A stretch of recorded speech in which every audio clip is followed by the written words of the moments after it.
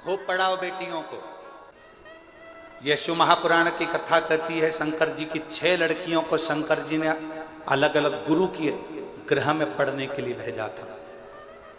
शायद दुनिया का पहला पिता होगा जो अपनी बेटी को शिक्षा अध्ययन करने के लिए भेजे थे, वो देवाधिदेव महादेव थे, वो भगवान शंकर थे, वो भगवान शिव, वो ओघड़दानी देवाधिदेव महादेव भगवान शंकर थे। खूब पढ़ाओ बेटी को, अच्छी एजुकेशन दिलाओ बेटी को, अच्छा कॉलेज दिलाओ बेटी को, अच्छे स्कूल में पढ़ाओ बेटी को, तुम्हारी कैपेसिटी से ज्यादा अध्ययन कराओ बेटी को। पर निवेदन है, अपनी घर की बेटी को एक संस्कार जरूर देना कि अगर माँ थकी हुई दिख रही हो तो बेटी कहे, मम्मी भले मैं ऑफिस से आई हूं, तुम बैठो, मैं चाय बनाकर तुम्हारे लिए भी लाती हूं और मेरे लिए भी लेकर आ। माँ आप रुको, थोड़ा काम मैं करती हूं, आप बैठे रहो। मम्मी टेंशन मत लो, मैं कर दूंगी ना, हो जाएगा ना, चिंता मत करो, चलो बैठो। पापा चिंता मत करो। जिस घर की बेटी का संबोधन, जिस बेटी के घर के शब्द अपने माँ बाप के लिए इस तरह के निकलते हैं, समझ लेना वो बेटी अपने ससुराल में थोड़ी तंगी में भी अपनी जिंदगी का बसर सही से कर सकती है। ऐसा नहीं है कि जिंदगी में मुसीबत नहीं आती। हम पहले भी कथा के माध्यम से आपको कहे थे, मंगल सूत्र गले में लड़की के इसलिए बांधा जाता है, विवाह के समय पर लड़का लड़की के गले में मंगल सूत्र इसलिए बांधता है क्योंकि मंगल सूत्र में एक जैसे दाने नहीं होते। मंगल सूत्र में थोड़े दाने सोने के होते हैं तो थोड़े दाने काले होते हैं, थोड़े दाने पीले होते हैं तो थोड़े दाने लाल होते हैं, थोड़े दाने पीले होते हैं तो थोड़े दाने काले होते हैं। लड़की के गले में लड़का शादी के समय पर मंगलसूत्र इसलिए बांधता है कि जैसे मंगलसूत्र में आधे दाने पीले, आधे काले, आधे सोने के, आधे मोती के होते हैं, उसी तरह हमारी जिंदगी एक जैसी नहीं चलती। शादी के बाद कभी खुशियां भी आएंगी तो कभी गम भी आएगा, कभी दुख भी आएगा तो कभी सुख भी आएगा, एक जैसा जीवन नहीं रहेगा। पर आखिरी में मंगल सूत्र में एक बड़ा सा पेंडिल होता है और शिव महापुराण की कथा कहती है, जब संघर्ष के दिन, अच्छे और बुरे दिन निकलते निकलते थक जाते हैं, तब एक समय पर अच्छी जिंदगी का पेंडिल तुम्हारी किस्मत में आ ही जाता है। जब मानव जन्म लेता है उसमें शिव तत्व समाहित घुला हुआ होता है, परमात्मा उसमें घुला हुआ, परमात्मा उसमें समाया। और उस परमात्मा को जानने के लिए कुछ नहीं करना, हमें देखना नहीं है, परमात्मा को महसूस करना। भगवान हमारे अंदर है कि नहीं, इसको महसूस करने के लिए ही हमारा कीर्तन, भगवान का मंत्र जाप, शिव महापुराण की कथा, भगवान का स्मरण, भगवत नाम, भगवान की कथा, ये सब हो। हमारे अंदर शिव तत्व कितना है, हमारे अंदर भगवान कितना समाहित है, हमारे अंदर भगवान कितना समाया हुआ है, इसकी पहचान हमारी कथा, भगवान शंकर का चरित्र, भगवान की पावन कथा हमको बता देती है कि हमारे अंदर शिव तत्व कितना। आज एक संत की भूमि पर संत की कथा, शिवगण भृंगी शिव महापुराण की कथा चल रही है।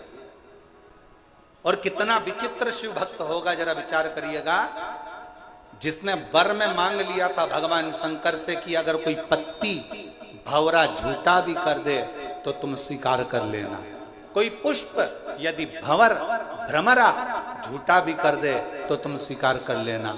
और कितनी बड़ी शिव भक्ति होगी, जरा विचार करिएगा, भगवान को चढ़ने वाला फूल अगर धो लिया जाता है, उसको धो देते हैं तो भगवान उस फूल को स्वीकार नहीं करता।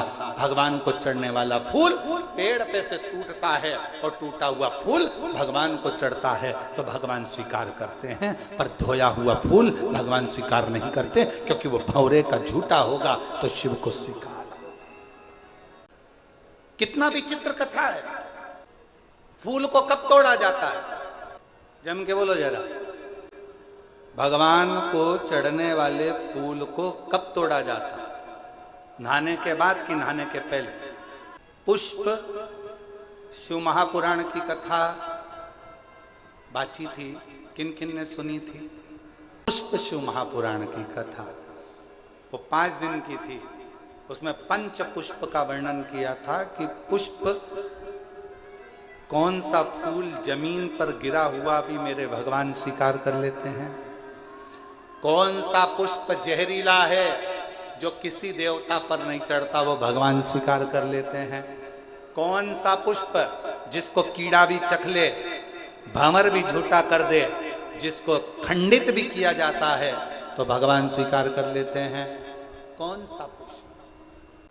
शिव कथा कह रही भंवर का झूठा, भंवरे का झूठा स्वयं भृंगी ऋषि ने, भृंगी बाबा ने भगवान शिव से अगर कोई वर मांगा था तो यही मांगा था कि भंवरे का झूठा भी अगर कोई पुष्प है, भ्रमर का झूठा भी है, और कोई स्नान करा नहीं करा, कोई नहाया नहीं नहाया, और हे देवादिदेव महादेव उसने अगर तुम्हारे लिए डाली में से पुष्प को चुन भी लिया ना तो उसके पुष्प को आप स्वीकार जरूर करना। शंकर ये नहीं देखते कि तुम स्नान कर कर पुष्प तोड़े, बस वो तो हृदय से मांग लो, हृदय से।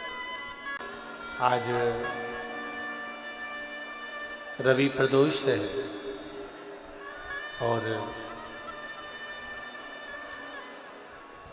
भगवान देवादिदेव महादेव का पवित्र आनंदमय दिवस है, रवि प्रदोष है। कहते हैं रविवार का यदि प्रदोष पर्व पड़े ना, और शिव जी को 3 चीजें रवि प्रदोष के दिन दी जाती हैं। पहले नंबर पर 1 लोटा जल, दूसरे नंबर पर प्रदोष काल में दीपदान, और तीसरे नंबर पर भगवान शंकर के नाम का उच्चारण, पंचाक्षर मंत्र या षडाक्षर मंत्र या श्री शिवाय नमस्ते। अगर मौका लगा है तो बाबा को अपने मन से, भाव से, हृदय से प्रार्थना करो। शिव महापुराण की कथा कर। देवराज शिव को नहीं जानता, भगवान शंकर के मंदिर कभी नहीं गया, ना शंकर को कभी प्रणाम करा, ना निवेदन करा, ना प्रार्थना करी। पहली बार शिव के मंदिर में दीवार के पास टिक कर, शिव जी के मंदिर में टिक कर दीवार के पास लगकर शरीर कांप रहा था, बैठ गया। उसको क्या मालूम था कि अंदर शिव महापुराण का कोई पाठ कर रहा था, और वो आवाज उसके कानों में पहुंची, वो शब्द उसके कानों में पहुंचा, वो आवाज, वो शब्द उसके कानों में पहुंचा। थोड़ी थोड़ी देर में जो कथा कह रहे थे वो आवाज लगा रहे थे, हर हर महा।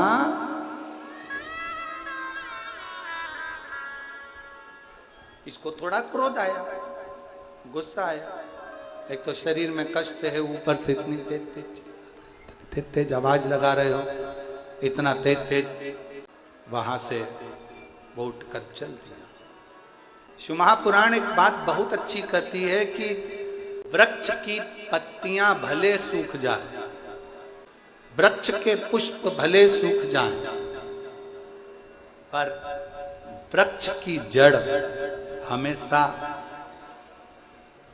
ताजी की ताजी गीली बनी होना चाहिए। यदि वृक्ष की जड़ गीली रहती है, ताजी रहती है, और वृक्ष की जड़ अगर नहीं सूखती है तो पत्ती हो चाहे फूल हो, वृक्ष की जड़ के कारण वो पत्ती और फूल वापिस वैसे की वैसे ही हो जाते हैं। शिव भक्ति, भगवान शंकर की कथा भी कुछ ऐसा ही वर्णन करती है। बीड़ जिले में कितने सारे लोग रहते होंगे, चाकरवाड़ी के आसपास में कितने सारे लोग रहते होंगे, कितने सारे जीव रहते होंगे, पर क्या सब शिव महापुराण की कथा तक पहुंच सकते हैं क्या?